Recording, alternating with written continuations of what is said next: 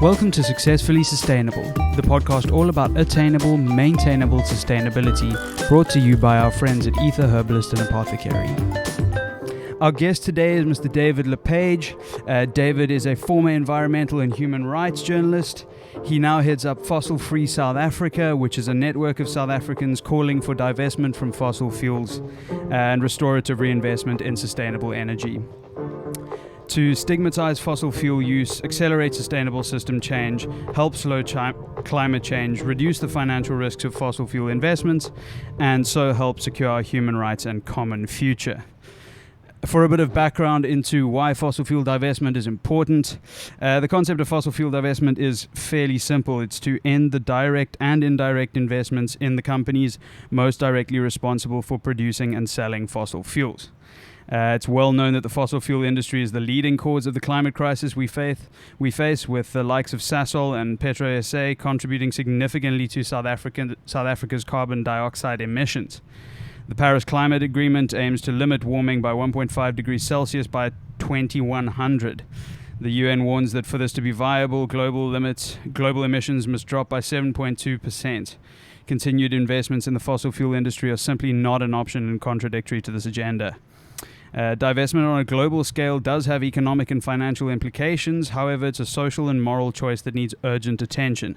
Divestment from fossil fuels is the first step towards re-engineering our shared economy, energy infrastructure, and cultural values, putting us on track to secure climate and environmental justice for those that need it the most. David, welcome to Successfully Sustainable. Thank you so much for being here.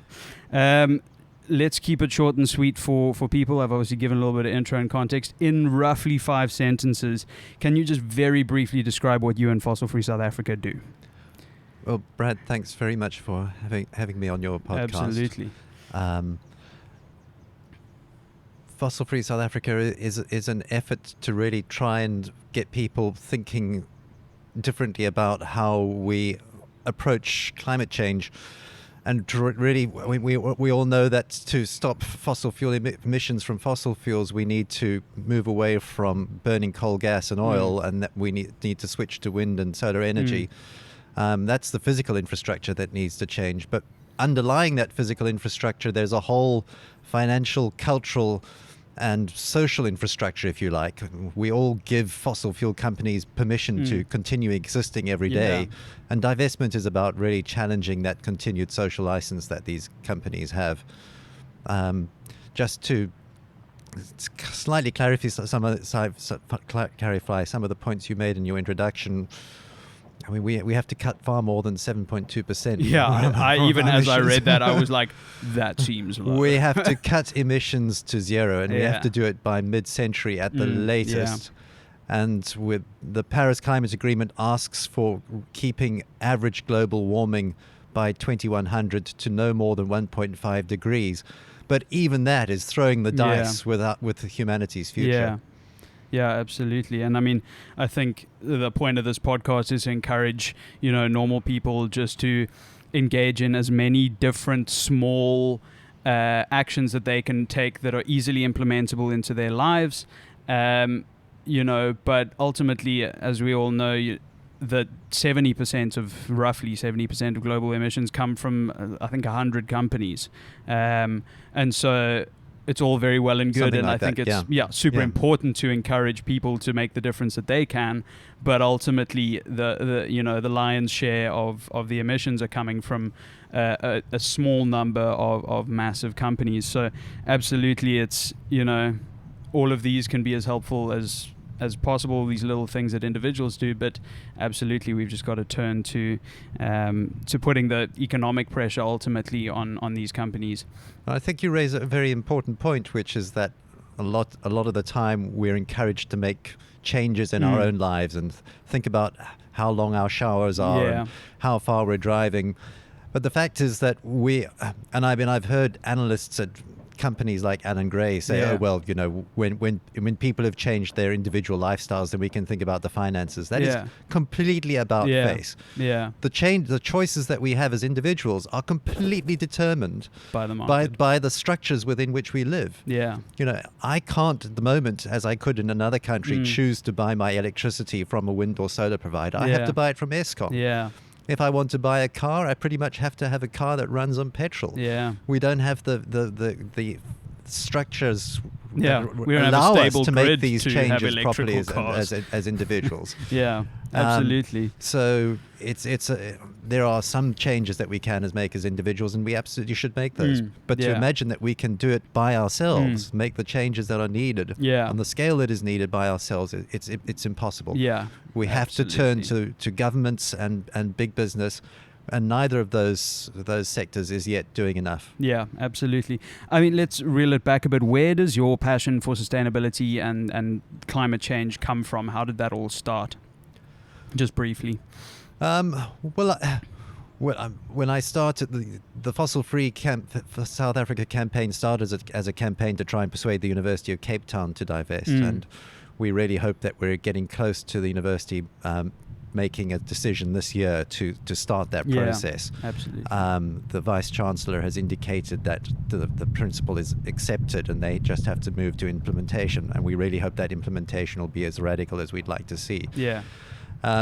But I was at university in the 1980s during the end of the apartheid era. I came during the course of my studies to really understand the sort of enormous threats to human rights that are all around us. Around about the same time, I became a Buddhist, and Buddhism is a philosophy that really encourages us to treasure and value the lives of all living beings and all living creatures, and to understand the connections that we have with them and how our lives are all interdependent. And over time, I've worked as a journalist and as a science journalist.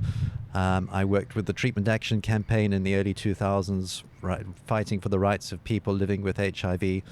Around about the same time, I became aware of the climate crisis.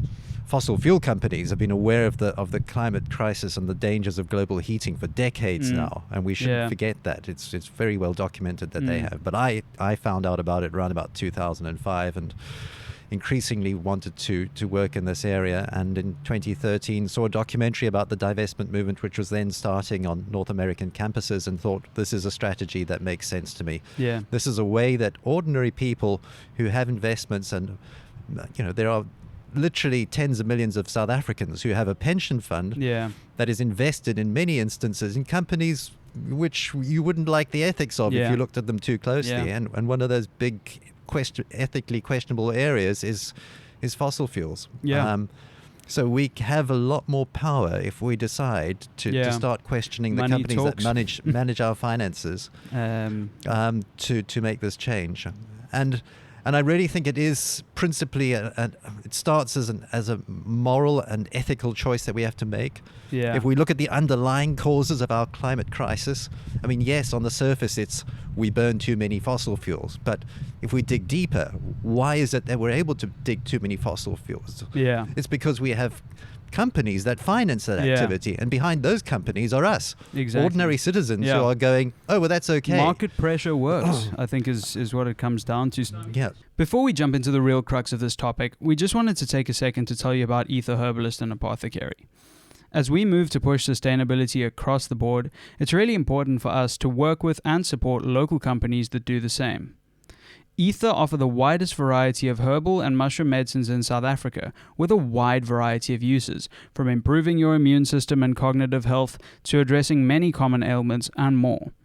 From their largely locally sourced and totally vegan ingredients, to their ethical and chemical grade production processes, to their work to educate people around the use of natural remedies, Ether represent exactly the kind of brand that we're proud to support. They've been kind enough to give our listeners 15% off all products on their website. So if you'd like to try out some natural medicines, as well as support the show, use the code SUCCESSUSTAIN15 at checkout on their website, etherherbalistapothecary.com, or follow the link in our bio. Back to the episode.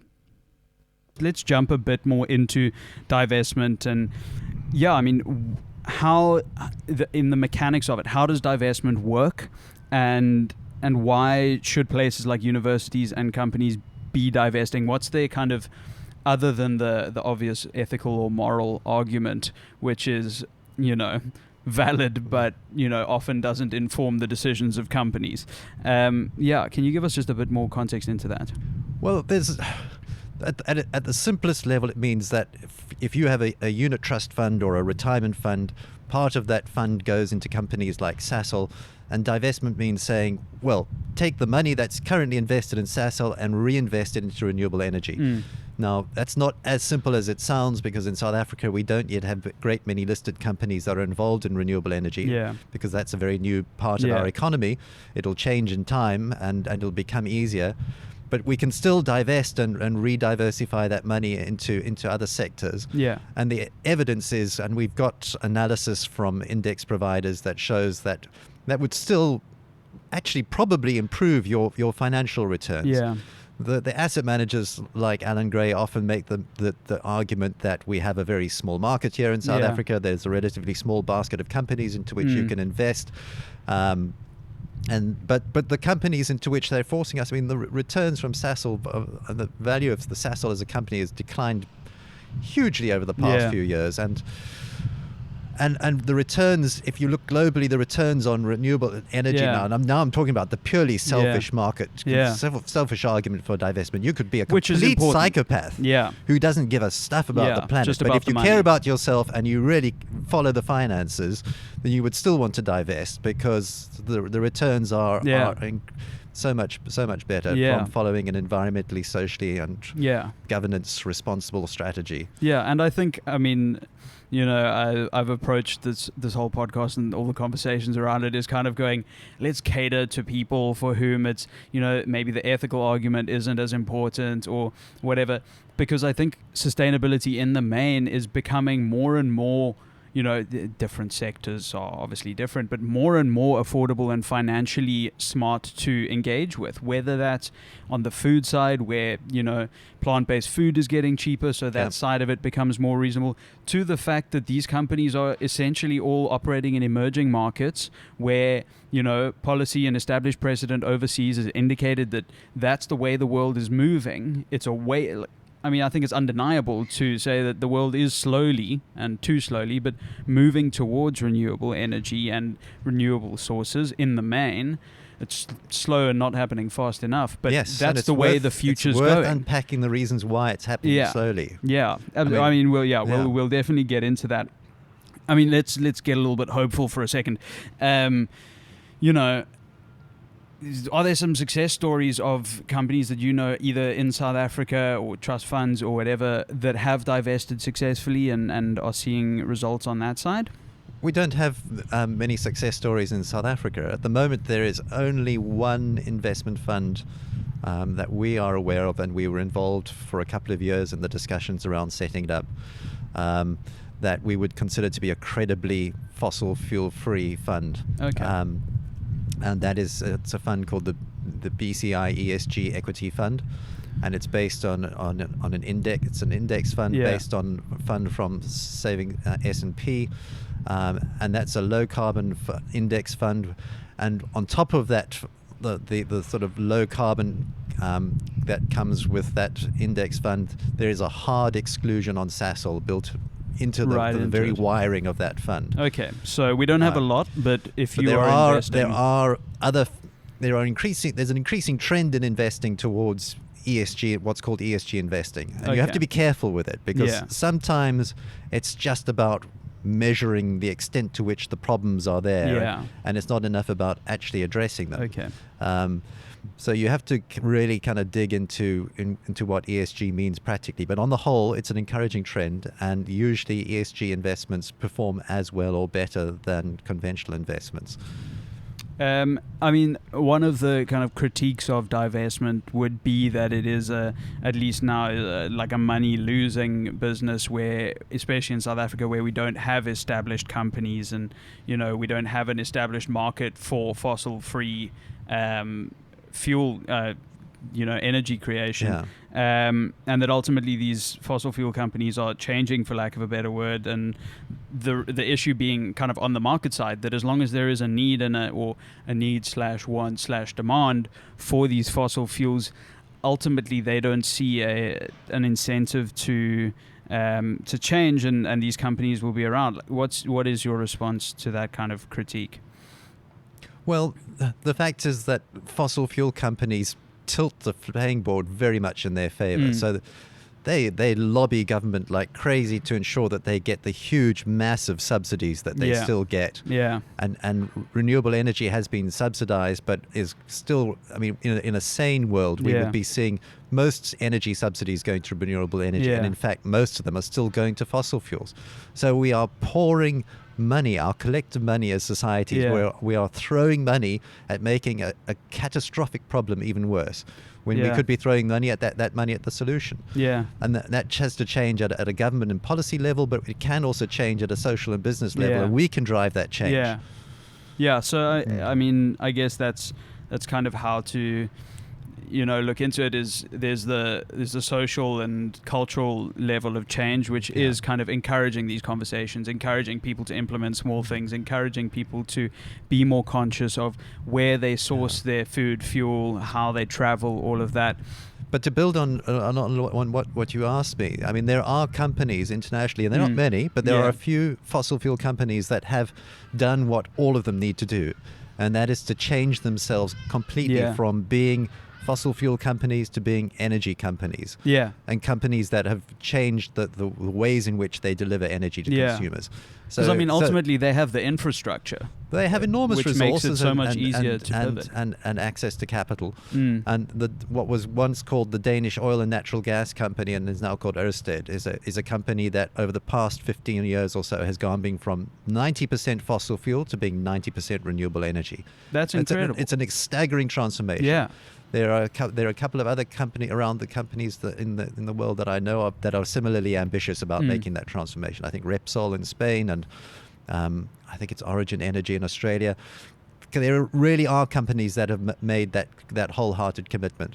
But there are a lot of others that are simply dressing up business usual in rhetorical commitments to addressing climate change, while behind the scenes they often are, for example, coming up with new commitments to say net zero, but then what they do is they say, oh well, we're gonna aim to get ways of decarbonizing our operations in the future, and we'll factor that into our long-term vision. The hypothetical, which is all very nice words. The hypothetical cuts that we can make, and unfortunately, governments have done this as well and baked that into the Paris Agreement. Hypothetical carbon sequestration or carbon storage has been built into our understanding of what we can and should be doing. And if you take away that hypothetical future carbon storage, then what it essentially means is that we have to cut emissions now even more dramatically. Yeah, absolutely. Bringing it a bit closer to home, although to all our Danish and Australian listeners, go and look into those companies. The Western Cape, as far as I understand, Western Cape government, City of Cape Town, has recently gotten permission to start tendering for alternative energy sources outside of Eskom. What understanding do you have of what's happening there? Because especially in a city like Cape Town, we've got the wind and we've got the waves. What's your understanding of that? How are things progressing practically in South Africa, in Cape Town specifically? Yeah, what's happening in that space? Well, I think I'm not completely in touch with the developments on that front. I know that's been something that the City of Cape Town applied to the Minister of Energy, I think 3 or 4 years ago, to be able to do, and it's great that they have that permission now. Yeah. But the Western Cape, we can't separate ourselves from what happens to the rest of the country, and when individual cities start taking themselves off the Eskom grid, that can be both good and bad. It's good in that it means that we're decarbonising our regional energy supply. It's bad in that it sort of makes it even more difficult for Eskom to transform itself. Interesting. So, and Eskom is, although Eskom is a parastatal, we do often find ourselves indirectly invested in Eskom as well, because Eskom issues bonds, and bonds are part of the markets in which investors play. So when you think about divestment, it's not just about equities; it's also about bonds. Yeah. And we need an orderly transition for Eskom that takes care of the jobs of people in companies like Eskom and the jobs of people in the coal industry. Yeah. So there's a big narrative in South Africa in civil society circles calling for a just transition away from fossil fuels. Absolutely, and I mean that's something I wanted to get into. Yeah. There was a meeting which unfortunately wasn't able to listen in on, but there's a presidential climate change commission that was meeting this morning. And which was discussing some of these issues, and I was interested to see that the Minister of Energy, who is, I would say, not particularly progressive, or certainly does not seem to have a deep understanding of the climate crisis, was in that meeting. So I'd be very interested to hear what his remarks were. And interesting. Yeah, it'll be. Very interesting to see what happens in South Africa, because, we've got the opportunity now to kind of revamp Eskom and really put some work in, and I think it's important to encourage that where they're rehauling things, they're doing so with a vision to divest from fossil fuels. Do you know of anything within Eskom that's happening in that space, or is it all pretty much? Well, I know that I have spoken to people within Eskom who have said that Eskom themselves would like to transform themselves into a renewable energy company. Okay. And that to date they have largely been prevented from doing so by the Department of Energy. Interesting. So they can see the writing on the wall. They know that fossil fuels are on the way out. They know that from 2027, for example, in South Africa, it is going to be cheaper to completely throw away our fossil fuel grid and build new renewable energy infrastructure than it is going to be to continue running the existing coal infrastructure that we have. Okay, so I mean, the financial writing is absolutely there on the wall, and we have to ask ourselves, well, why, given that, are those changes not happening? And I'm afraid it comes down to a kind of entrenched. There are a few factors. There's an entrenched idea in the minds of many people, unfortunately many of the people in government who may have the best intentions for our country, but who still believe in their heart of hearts that if to have a serious economy, it has to run on fossil fuels. And that is simply no longer the case. It is absolutely possible to completely transition our economy away from fossil fuels. Far, far smaller island economies are already doing it around the world. A great many developing countries have already committed to 100% renewable energy. And South Africa should be doing the same. And the faster we do it, the less it will cost us in the future. We live with huge costs of all kinds from this fossil fuel company, massive air pollution and health costs. Corruption is so tightly tied to the fossil fuel companies. The coal sector is, the continued interest of the coal sector is one of the reasons why what makes sense for us as a country is not happening faster. But I think what people also don't understand is how much trouble we are in on climate here in Southern Africa. I mean, at the moment, we have a global ambition under the Paris Agreement to hold warming to 1.5 degrees. But if you add up the existing commitments of all the countries around the world and say, well, where will those commitments take us in terms of warming? We are still headed for 3 to 4 degrees of warming for the world as a whole. Now, the average temperatures in South Africa are accelerating at twice the speed of the global average. Wow. So if we don't pull down our global emissions to a 1.5 degree level, here in central Southern Africa, we face potentially 6 to 8 degrees of warming by 2100. Which is catastrophic. The impacts on agriculture, on our infrastructure are going to be absolutely mind-boggling. And that is very well established consensus science. And look, we are at a global level.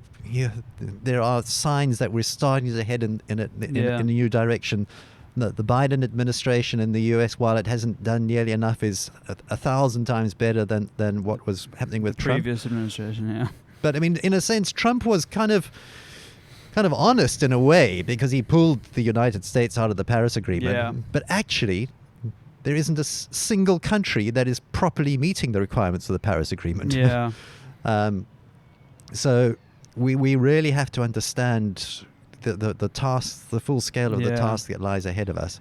And on the upside, the extraordinary societies that we can build if we move away from fossil fuels, which have had such enormous costs for us. Yeah, absolutely. I mean, people tend to forget that we've had in the past 20 years a world which was absolutely convulsed with warfare and militarism relating to the conflict in the Middle East. Yeah. Hundreds of thousands of people dying in Iraq and Syria as a result of fighting over fossil fuels. Yeah, absolutely. And it's not a conspiracy theory to say that the United States went after everyone oil. knows it's the black gold. That's 100% what the Middle East was largely about. I just wanted to touch on something you mentioned about a just transition, and I think it is important in a country with such high unemployment, where and such a high level of non-high skilled workers. There are tons of jobs supported in the coal industry in South Africa, from manual labor, obviously, up into the infrastructure. How do we ensure a just transition? Because, it's easy to say, well, we just have to do it, which is, true. Yeah. But people's jobs and livelihoods also hang in the balance of this. And what we really want to do here is, we also need to focus on the human element of all of this. And the tagline is attainable, maintainable sustainability. So how do we make that transition just or attainable? Well, there are well-established examples already in places like Spain and Australia where these kinds of transitions are underway, and there are ways to in here in South Africa so far, most of our renewable energy resources, or the solar resource particularly, has been built in an area like the Northern Cape. But we actually have most of our existing energy infrastructure, the coal infrastructure, is in Mpumalanga. And Mpumalanga doesn't have quite the extraordinary solar resource that the Northern Cape has, but it has a very good one, far larger than, say, countries like Germany, which are building out solar at a massive pace as well. So one of the proposals that has been made is that we should look at building solar plants in Mpumalanga, maybe right next to the existing power stations, to ensure that those communities start to benefit from the new jobs that are being created, and there's a sort of buffer for that transition. I mean, in some instances it comes down to it'll be cheaper to pay people a good retirement package than it will be to continue having them working in an industry that is costing more externally than it should. Yeah, absolutely. I mean, let's get into where you guys are heading next and where you're heading next. What is the next big thing on the horizon for you? Are there campaigns that you're working on, ways that you're planning to put pressure on industry, the economy, the government?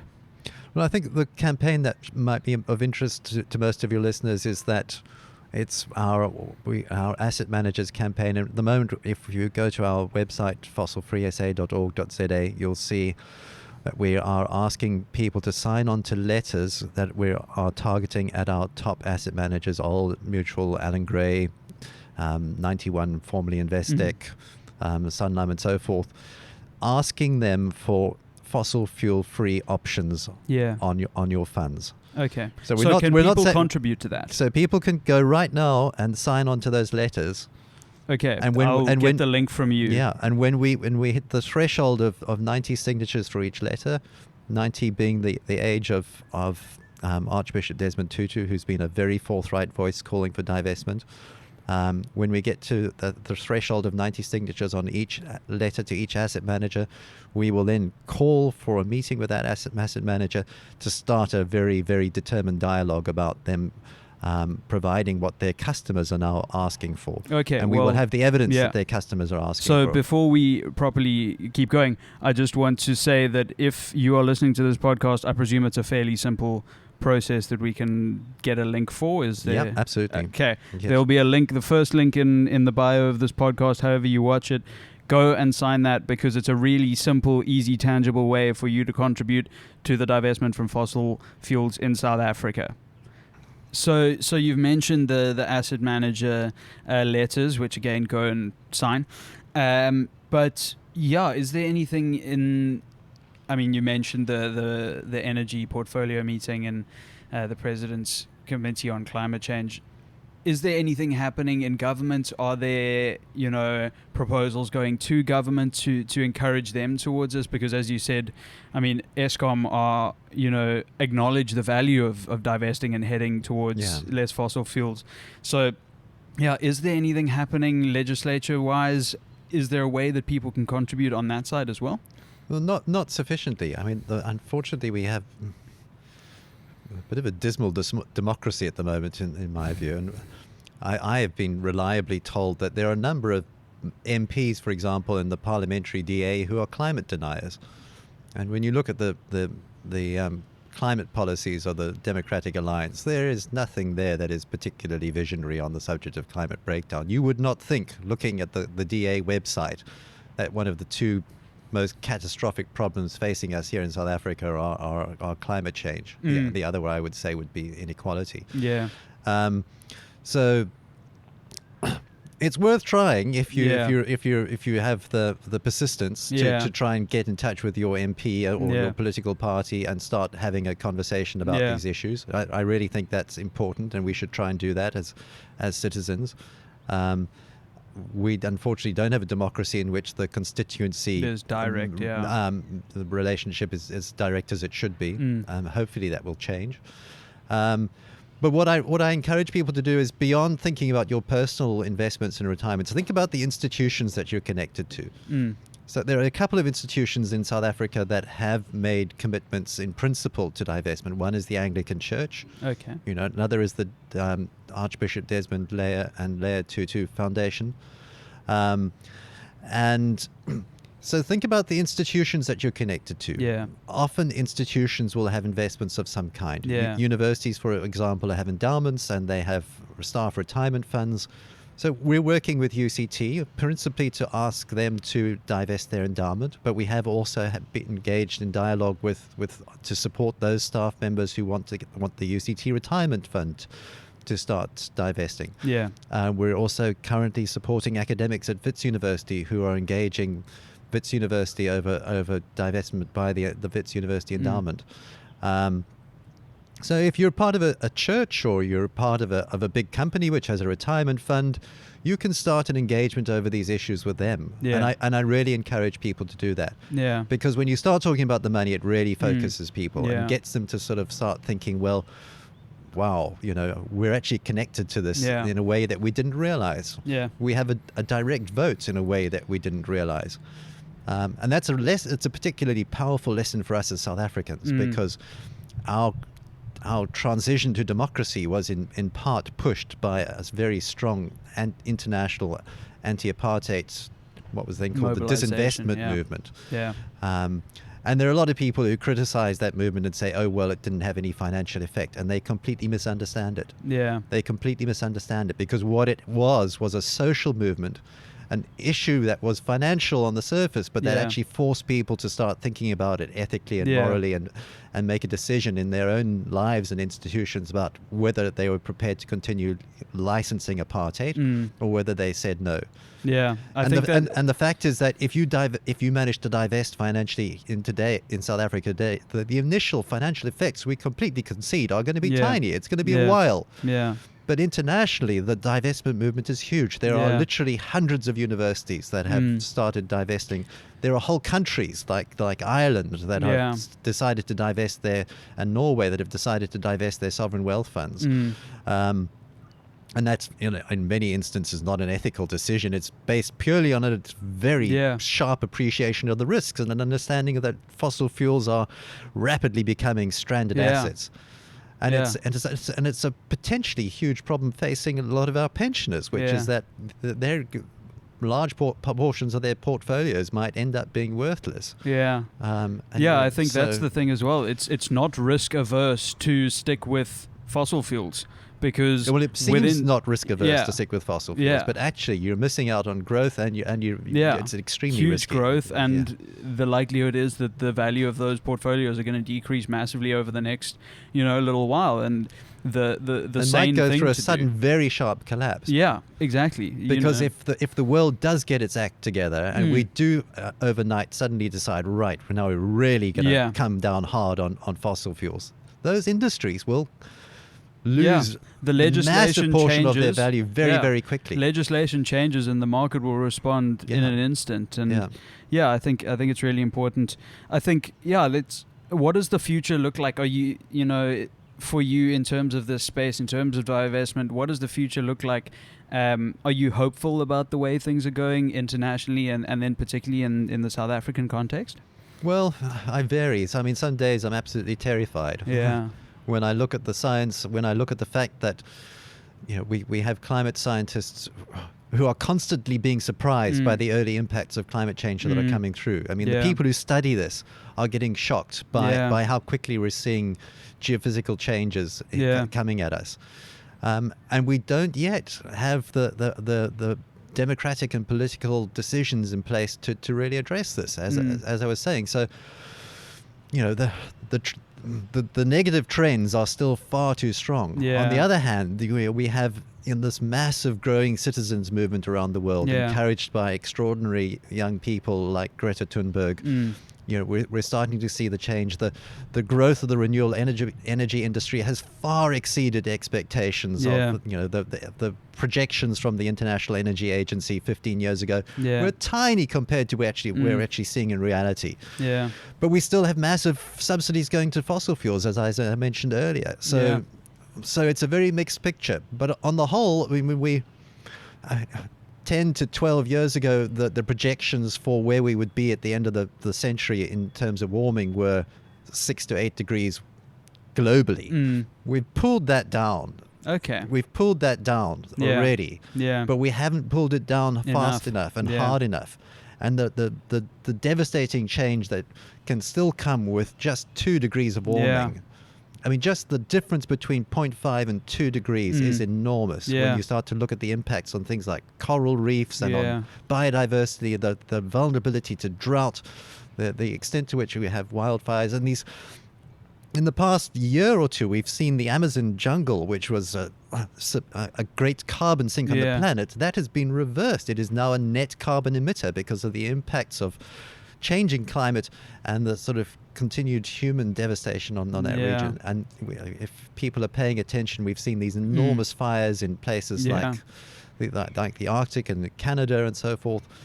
What people don't sufficiently appreciate is that there are huge numbers of natural systems that can emit carbon dioxide if we push them to emitting carbon dioxide. And these are called tipping points. And if we if we set off too many tipping points, then we can stop emitting carbon dioxide ourselves, but the natural systems that we've destabilized will continue to emit carbon dioxide. So we have carbon dioxide that's stored in the permafrost in the Arctic and Antarctic. We have we have methane, and methane is a very potent greenhouse gas. We have methane, which is stored in gas hydrates under the ocean and in permafrost. And if those methane reserves are destabilized, and there's some evidence that they are, those methane releases could be absolutely devastating. So we really are in a very, very sharp race, and we have to not just say, well, we're going to meet the requirements of Paris. We need to be far more ambitious. It's okay for government to talk about Paris compliance, but there's no reason why the rest of society shouldn't go, screw that, we're going faster. Absolutely. I mean, the private sector tends to lead these kind of changes because, as soon as there's a financial incentive, then the financial sector takes the private sector takes the lead. Well, in the long term, for everyone, there's a huge financial incentive, which is that we will have an economy as opposed to having the bedraggled remnants of an economy. I'm not somebody who thinks that climate change is going to make humanity extinct. I think humanity will persist in some form, but people don't understand that human civilization evolved in an era of unusual climate stability over the past 10,000 years, an era called the Holocene. And we ourselves have ended that period of climate and temperature stability through our carbon emissions. Yeah. And we're pushing ourselves into unknown territory. Yeah. There have been very sharp climate transitions in Earth's geological history. Yeah. Where there have been outbreaks of volcanic activity that led to more carbon dioxide going into the atmosphere. There has not in the last 50 million years been a transition as fast and as sharp as the one that we are bringing on ourselves now. Wow. Sure. That's sobering to say the least. I think what's worth people taking away is that both sides of what you said is, on the one hand, there is kind of very encouraging movement. Like you said, the value of, renewable energy markets has gone way higher than projected. And we have started to bring down that projected temperature increase and all of those things, which I want to highlight, because it's encouraging that the work that we are starting to do now is starting to work. So it proves that the work is valuable and the work makes a difference. Yeah. But as you said, also deal with the severity of it. It's like, yes, there is a good change and that change is good, but we're kind of at the bottom of a very deep trough. And while that encouragement is good, we're still, it needs to be to send us all the way back up, and there's a long way to go. And as you said, the government has a role to play and needs to start playing their role more as a leader. But as well, there is opportunity for the private sector and private citizens to push and encourage that change financially, socially, culturally, and in terms of the way that they influence legislature, and that, as you said, the financial change in the beginning will probably be quite small and not easy to see, but a lot of people getting behind that initially small change is what will make it into a big difference and make it into a big financial change, which will impact the way that our markets interact in terms of climate change. And that in that, there's, as I think is a very common sentiment when it comes to sustainability and climate change in general, is the feeling of, what can I do? How does my little change make a difference? And what we just need to realize is that, the market responds to the demand of the people, and we are in a kind of conscientizing moment where people are becoming more aware of the impact of there's these a caveat to that. The market responds to the demand of the people where the market is being honest, and often the market is skewed by behind the scenes influence.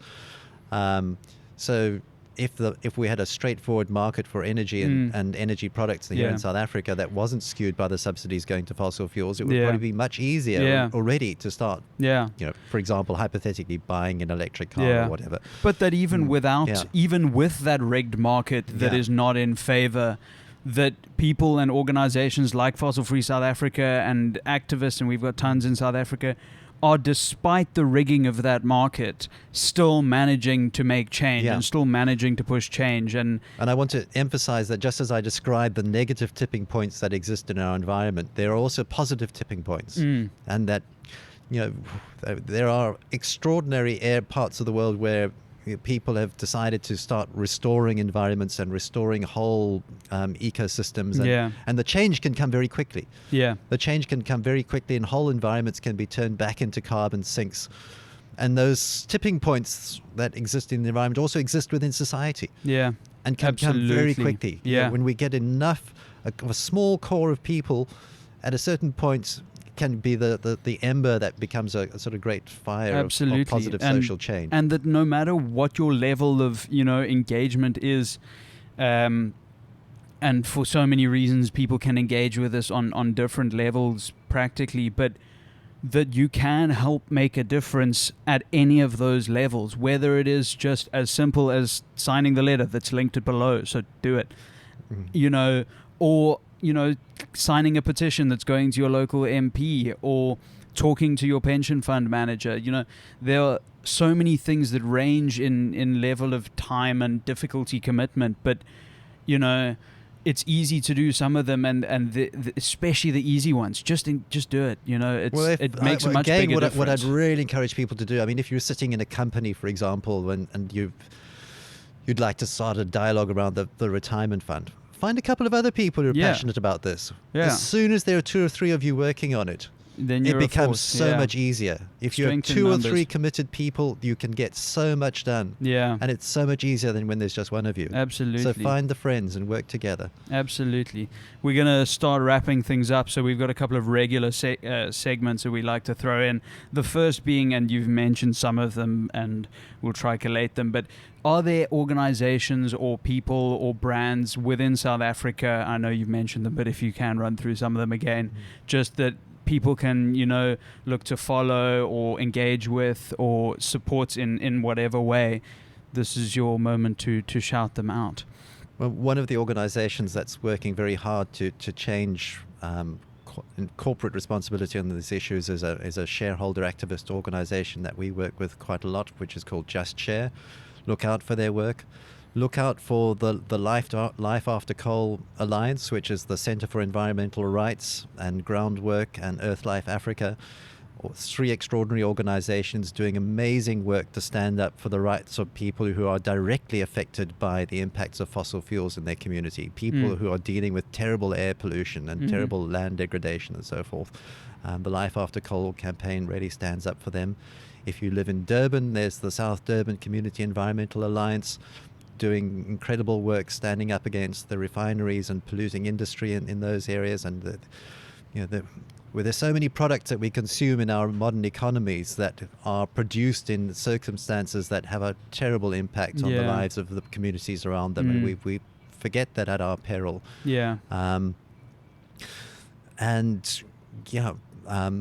If you're a religious person, the Southern African Faith Communities Environmental Institute is very active and involved. There's Project 90 by 2030, working in the Cape Town and around the country. Greenpeace. Who else should I think of? Those are some of the organizations that I really encourage people to support. Yeah, absolutely. So go look into those organizations. Obviously, not everyone's mission aligns with everyone, but I should mention as well, very important before I forget, 350 Africa. Yes, which is 350 has been one of the organizations most involved in fostering the global divestment movement, and we certainly wouldn't be where we are now without them. Amazing. Yeah. So find one which you align with specifically. We don't all have capacity to engage with every issue, all the time, but there's 100% an organization there that aligns with something that you agree with, and go and support them, because these organizations are working to save the planet, and it's the only one we've got, so we really need to do that. We like to also get super practical on the podcast, and really work practical. Exactly. Give people very simple, easily implementable little tips or tricks or things that they can do to make their lives just a little bit more sustainable. So do you have 3-5 kind of tips, actions, implementations that people can engage with on a very kind of day-to-day level that will help them improve their sustainability and encourage divestment? Get on your bicycle. That's one of my favorites. Yep. It's not always easy in Cape Town. Wind and wind and the hills. rain. Get an e-bike if you can. Yeah. But get on your bike. It's a great thing to do. Yeah. Sign the letters that I mentioned earlier. Watch your overall consumption.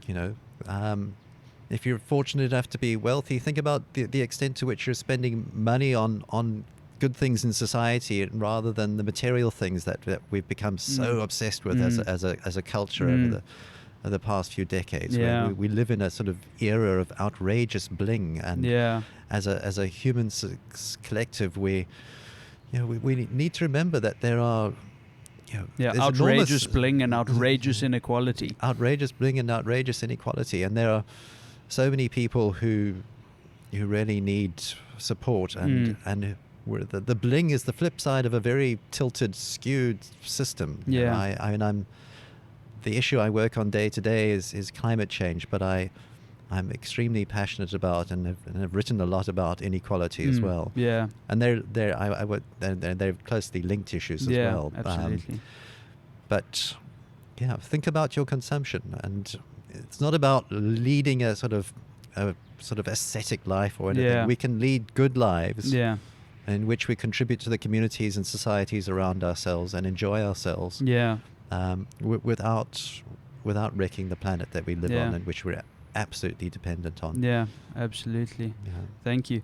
The last kind of regular segment that we have is a little monologue moment, where we encourage you to kind of just talk to the camera, and it's just time for you to really just talk and tell people what you think they need to hear about whatever issue is kind of closest and whatever dearest to your heart and your mission and your work at the moment, and then we'll chop that up and distribute it on its own as well, so that people can just engage with that. So you want to talk to the camera and just tell people what you think they need to hear. Might have to do this a couple of times, but that's okay. Do you want, if you're going to look that way, just sit. So start somewhere. Link up with somebody, or if you're worried about and anxious about climate change, start somewhere. Find an organization, ask questions. When I started in this work, I knew next to nothing, and there's still areas that I find myself not knowing very much about, and constantly have to refer to others for more information. But we can all make progress if we start somewhere. And I think the key is to do it with friends. That really makes it an enormous difference to the sustainability of change in our day-to-day lives. When we work together with other people, we really do have to get our human civilization off fossil fuels, oil, gas, and coal as quickly as possible. We also have to transform agriculture. That's an important issue for another day, perhaps. But we have to get rid of oil, gas, and coal as far as possible. So don't take for granted the fact that we have these companies that have been with us forever. Don't look at them and think they're somehow okay. In a sane world, their executives would be behind bars in many instances. It's been 30 years since the United Nations decided that climate change had to be properly addressed, and we're still not doing it. So these companies have had 30 years in which to transform themselves, and they're not. And we have to push them to do it now very, very, very fast. So please go to our website, fossilfreesa.org.za, look at our campaigns, sign on, support where you can, and have courage, because there is so much that we can achieve as human beings when we work together and care for each other. I think that was a pretty good go. I don't think that needs a second go at all. You smashed that. That's pretty much it for this episode. Thank you so much for taking the time to come and share with us. And it's been an incredibly interesting and eye-opening conversation for me. And I'm sure for our listeners as well. So thank you, and thank you for the work that you're doing to help take this country and ultimately the planet forward and hopefully to a brighter future. Thank you. I really do appreciate it. Thanks, Brad. I've had a lot of support and encouragement and worked with a lot of people to get where we are today. It's a collective effort. Yeah. So we're all I think ultimately what kind of this whole conversation comes down to a large degree is that it is just a collective effort. And divestment, all of it comes down to people changing the way that they make decisions on a individual level that reflects on a societal and a global level. David's given a bunch of really useful tips and organizations to check out and actions to take. Thank you so much for listening, and at the very bare minimum for just being a part of this conversation, because that does put the conversation into more people's minds and hearts, and allows us to engage with these issues on a more comfortable level. So thank you for listening. If you enjoyed the episode and enjoyed what David had to say, As we said, obviously, there's going to be links in the bio that you should go and click and support. But yeah, share this episode on whatever platform you are listening / watching on. You can share David's monologue moment will be out on Friday after the Monday that this comes out. His top tips will be out. Share those if you find any of those super helpful. Every share makes a difference because it means that one more person is getting access to this information and this insight. So yeah, as David said, have courage and, believe that you can make a difference, because you absolutely can. Thank you so much for listening to this episode of Successfully Sustainable. We'll be back with you next week, Monday. Remember to use the code SUCCESSSUSTAIN for 15% off all products on etherherbalistapothecary.com, and a huge thanks to Ether once again for supporting the show. Thank you for listening to this episode of Successfully Sustainable. We'll see you again next Monday.